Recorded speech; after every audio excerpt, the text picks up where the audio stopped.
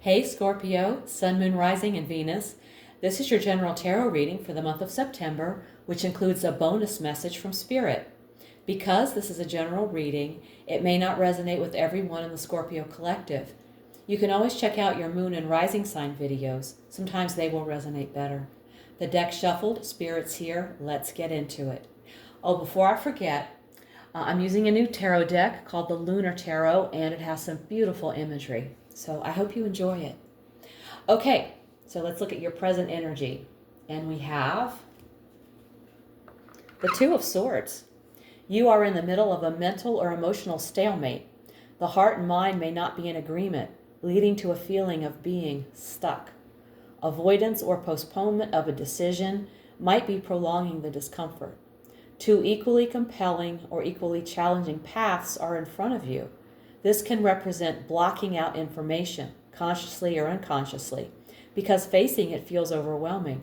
This is the pause before action, and clarity will come once you allow yourself to face the truth. Okay. Let's look at your challenge. And we have Temperance. You may be struggling to find harmony between opposing forces, whether those are emotions, priorities, people, or inner drives. There might be an imbalance, too much of one thing, not enough of another, that's throwing the situation off. Impatience, extremes, or a lack of compromise could be blocking progress. Temperance here can feel like Spirit is saying, the lesson isn't just to act, it's to act in measured, mindful ways. The challenge is slowing down enough to let things align naturally. Okay.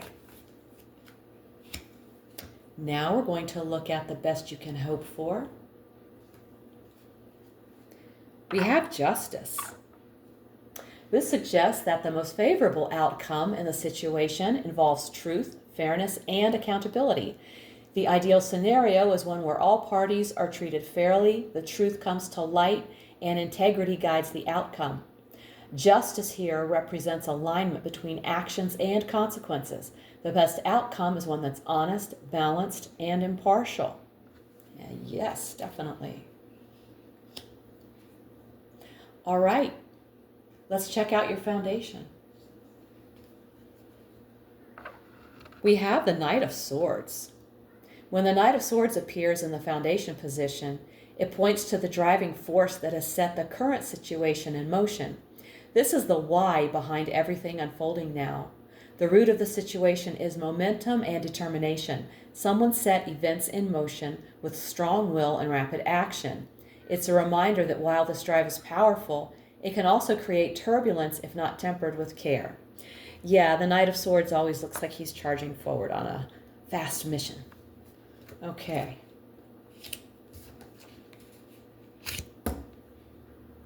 All right, now it's time to look at your recent past. We have the Three of Pentacles. You have recently been in a phase of teamwork, skill development, or structured progress. It's about laying a strong foundation, often through cooperation with others who bring different strengths to the table. You've been building something alongside others, combining talents to create a strong foundation for where you are now. Okay. Let's look at the near future. The Two of Wands. This points to an upcoming phase where planning, decision-making, and envisioning the next step will take center stage. This isn't about instant action. It's about standing on the threshold, looking at the possibilities before you, and deciding which path to take. It shows that you're thinking strategically, looking at the bigger picture, and preparing to step into a larger role or new territory. Well, that sounds very nice. Now we're going to take a look at you. The Queen of Wands. You are embodying boldness and self-assurance and stepping into a role where you can influence others through warmth and determination. Your passion is your power. You're driven by enthusiasm for your goals, and that energy is contagious. You might be seen as inspiring and approachable. People may naturally gravitate toward you for advice, encouragement, or leadership. You're standing in your personal power, radiant, determined, and ready to inspire. Don't dim your light. That's right. Keep it shining.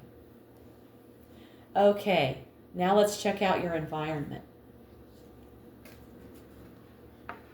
We have the Eight of Pentacles. You are likely surrounded by hard work and learning energy. The people or circumstances around you value diligence, craftsmanship, and consistent effort. You might be in an environment that encourages you to refine your skills, study, or commit to mastering something important. Whether in your career, personal life, or spiritual path, the prevailing energy is about putting in the time to get better. The energy around you supports learning and mastery, but it expects effort. All right. Sounds like a great environment. All right, let's look at your hopes and fears. We have the Two of Pentacles. You hope to juggle multiple priorities successfully without dropping the ball. You want to adapt smoothly to changes and keep everything in harmony. However, you worry about being overwhelmed, stretched too thin, or unable to keep all your commitments. You fear that constant change will become exhausting, or that you'll lose control of a situation. You want to handle it all with grace and agility, but you fear that the constant balancing act may become too much. Okay. Let's look at the outcome. We have the Nine of Wands. A hard-fought victory. You'll get through the challenge, but not without effort. You'll come out wiser, stronger, maybe scarred, but standing. Your determination will serve you well. Even if others doubt or obstacles rise, you'll endure and protect what matters. It's not quite the finish line, more like a checkpoint where you can catch your breath and prepare for the final push. You make it, but it's not effortless. There's fatigue, maybe some scars, but also strength, wisdom, and protection. And now,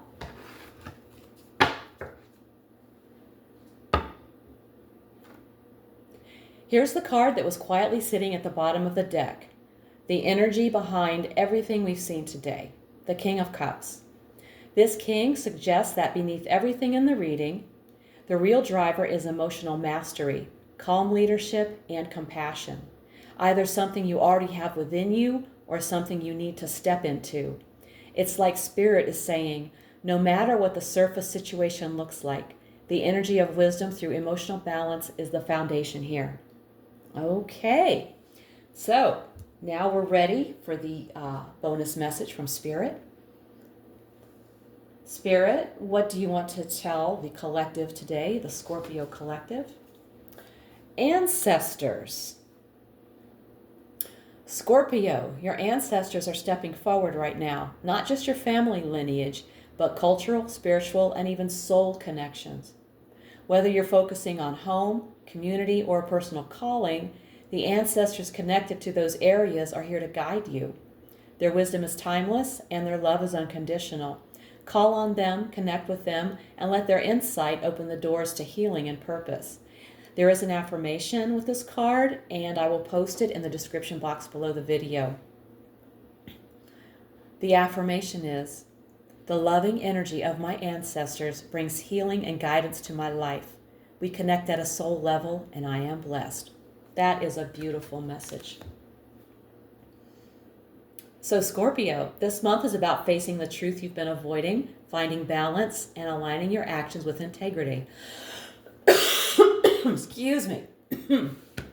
You have the fire, courage, and determination to see this through, even when the road feels tough. The environment around you supports your growth, and your ancestors are walking beside you every step of the way. Stand tall, trust your instincts, and remember, you are never alone on this journey.